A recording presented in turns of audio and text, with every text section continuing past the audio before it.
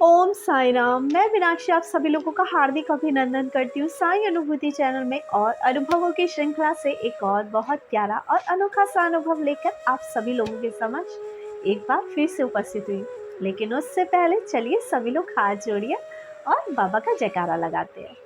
अनंत कोटि ब्रह्मांड नायक राजाधिराज योगी राज परम ब्रह्म श्री सच्चिदानंद सद्गुरु साईनाथ महाराज की जय। ओम साई राम। साथियों, आज जो ये अनुभव मैं आपको बताने जा रही हूँ अर्चना जी का, लेकिन उससे पहले मैं आपको बताना चाहती हूँ कि अर्चना जी दो बहनें हैं और जो अर्चना जी हैं बड़ी हैं और ये अपनी छोटी सिस्टर को बिल्कुल माँ की तरह प्यार करती हैं, क्योंकि एक स्पेशल चीज़ ये है इनकी कहानी में, इन्होंने ही अपनी छोटी बहन की शादी कराई। इनके मम्मी पापा पहले ही एक्सपायर हो गए थे। बहुत बड़ी जिम्मेदारी इन्होंने अपने हाथ में ली और उसके बाद इन्होंने अपनी खुद की शादी की। ये बताती हैं कि 2018 से ये बाबा से जुड़ी, लेकिन उस समय ये सिर्फ यूट्यूब पे बाबा के बारे में सुना करती थी, लेकिन कोई पूजा पाठ बाबा के लिए ऐसा नहीं करती थी।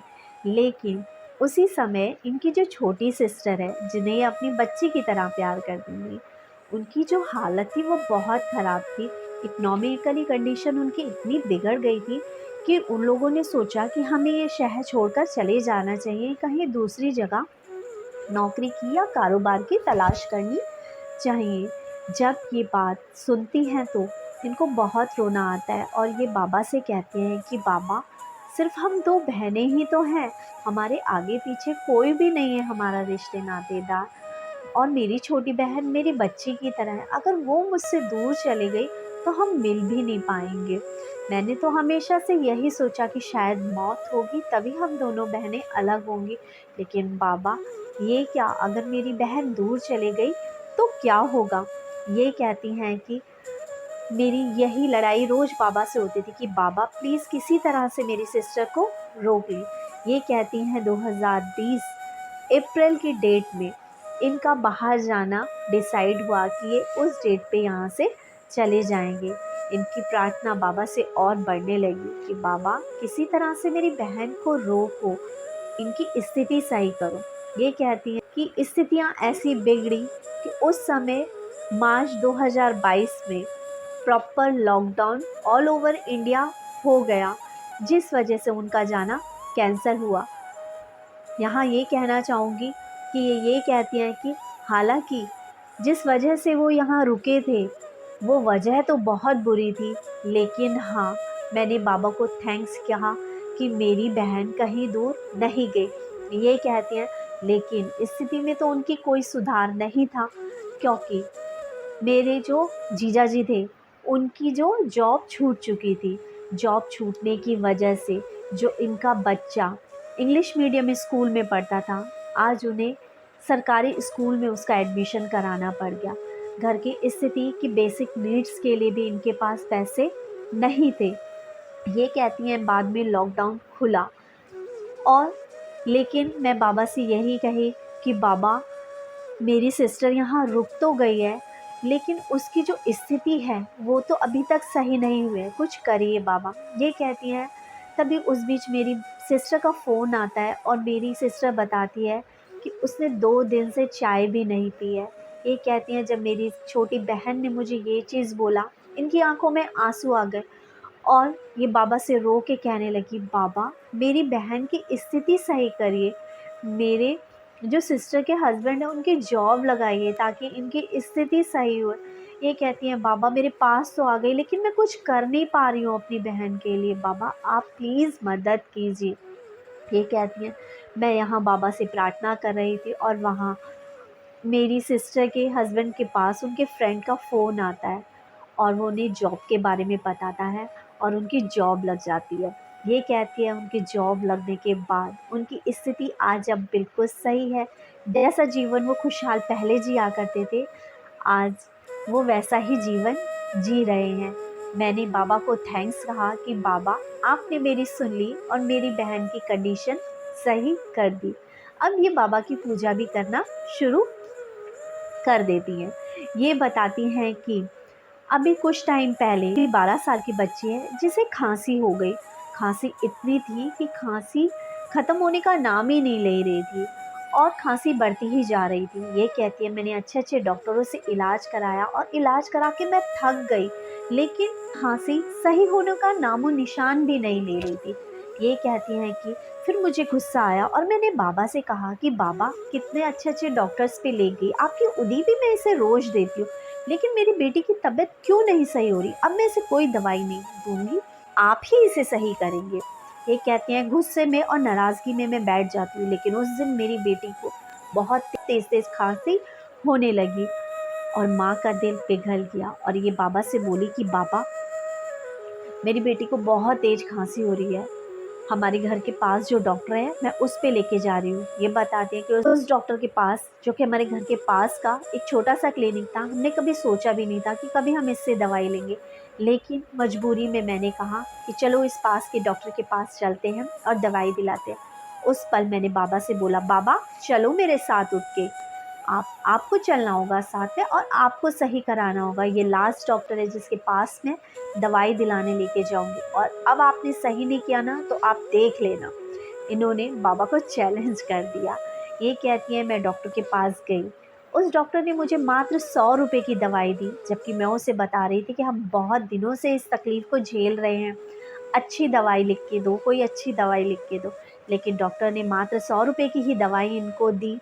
ये घर आती हैं रात को 8 बजे के करीब, घर का खाना-वाना बनाती हैं, उसके बाद 10 बजे अपनी बच्ची को खाना खिला के, दवाई खिला के सुला देती है। ये कहती हैं उस रात के बाद मेरी बच्ची को कभी खाँसी ही नहीं उठी। अब क्यों ना उठती खाँसी? इसलिए नहीं उठी खाँसी क्योंकि एक तो आपने बाबा को चैलेंज कर दिया था, ऊपर से आप बाबा को साथ लेके गए थे। तो बाबा जब साथ चलेंगे तो क्या परेशानियाँ दूर नहीं होंगी? ये कहती हैं कि मेरी बच्ची आज बिल्कुल सही है, उसने दूसरी खुराक भी नहीं खाई और उसकी खाँसी सही हो गई। यहाँ मैं यही कहना चाहूँगी कि बहुत बार मेरे पास भी फ़ोन आते हैं जब लोग अपनी परेशानी बताते हैं कि हमारा काम नहीं बन रहा, तो मैं हमेशा उन्हें सलाह ज़रूर देती हूँ कि आप बाबा को अपनी परेशानी बताइए और जब भी किसी अच्छे काम के लिए जाते हैं या अपनी दुकान पे जाते हैं, ऑफ़िस जाते हैं, तो बाबा से कहिए कि बाबा हमारे साथ चलिए। जब जाते हैं वहाँ कुर्सी पे बैठते हैं तो बाबा को पहले स्थान दीजिए कि बाबा बैठिए और सँभालिए। मैं आपका काम कर रहा हूँ, काम ये आपका है, मैं आपका सेवक हूँ। यदि हम बाबा के सानिध्य में कुछ इस तरह से जाएँगे तो हमारे काम हमेशा बनेंगे। ये बताती हैं कि मुझे मॉर्निंग में सुबह-सुबह उठकर बाबा के गाने सुनना, आरतियाँ सुनना बहुत पसंद है। लेकिन मैं क्योंकि सुबह-सुबह 6 साढ़े 6 बजे ये रेडियो लगा देती हूँ, तो मेरी बेटी को बहुत गुस्सा आने लगी और मेरी बेटी ने कहा, "क्या मम्मी सुबह-सुबह मेरी नींद ख़राब कर देते हो? आप सोने भी नहीं देते।" ये कहती हैं, मुझे अच्छा नहीं लगा, लेकिन मेरा मन तो सिर्फ़ गाने सुनने का करता है। सुबह-सुबह सुबह-सुबह उठ के गाने सुनती हूँ, तो मन थोड़ा शांत-सा हो जाता है।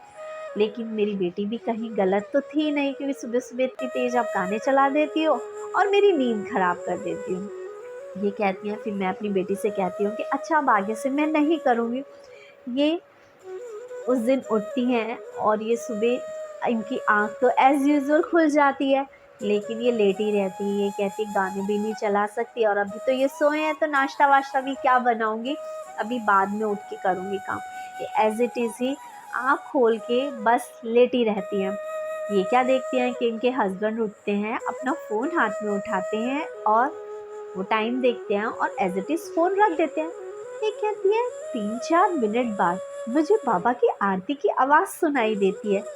ये खुश हो जाती हैं कि मेरे हस्बैंड ने आरतियाँ लगा दी है। उठती हैं और जाके कुर्सी पे बैठ जाती हैं और आरतियाँ सुनने लगती हैं। ये कहती हैं आधा घंटे बाद मेरे हस्बैंड जगते हैं, तो मैं उनसे कहती हूँ कि थैंक्स कि आपने मेरे लिए आरतियाँ लगाई थी। तो इनके हस्बैंड कहते हैं मैंने कोई आरतियाँ नहीं लगाई थी, मैं तो सिर्फ टाइम देखा था और टाइम देखने के बाद मैं सो गया। ये कहती हैं ये सिर्फ एक मिरेकल ही था क्योंकि फ़ोन में आरतियाँ चल रही थी और मैं खुश होके आरतियाँ सुन रही थी कि मेरे हस्बैंड ने मेरी मन की इच्छा पूरी कर दी और मुझे फ़ोन पे आरतियाँ लगाकर दे दी। ऐसा ही होता है अर्चना जी, जब भक्त का भाव इतना श्रद्धापूर्ण होता है, तो बाबा कहीं ना कहीं से आकर कैसे ना कैसे उसकी इच्छा पूर्ति कर ही देते हैं, जैसे कि आपकी करी। बाबा जी ने आपकी बेटी की खांसी सही करी। आपने बाबा को चैलेंज किया, लेकिन विश्वास के साथ, श्रद्धा के साथ बाबा को ही लेके गई, इसीलिए आपके काम पूरे। आपकी बहन की आर्थिक स्थिति खराब थी, आपने अपने बारे में नहीं सोचा। लोग अपनी चीज़ों के बारे में सोचते हैं। जिस समय पे कोविड था, लोग सिर्फ अपने घर के बारे में सोच रहे थे, लेकिन आप अपनी सिस्टर के बारे में सोच रही थी, जिसे आपने अपने बच्चे की तरह प्यार किया। बाबा आप दोनों बहनों का प्यार इसी तरह कायम रखे और आपके घर परिवार पे बाबा का आशीर्वाद हमेशा बना रहे। और सभी साईं डिवोटी से कहूँगी, जिस तरह से अर्चना जी बाबा से लड़ाई भी करती हैं, प्यार भी करती हैं और श्रद्धा सबूरी के साथ बाबा को पूछती हैं, आप लोग भी पूछिए। आपके जो काम नहीं बन रहे वो काम भी बन जाएंगे। और इसी के साथ चैनल को ज़्यादा से ज़्यादा शेयर करें, लाइक करें और सब्सक्राइब करें। ओम साई।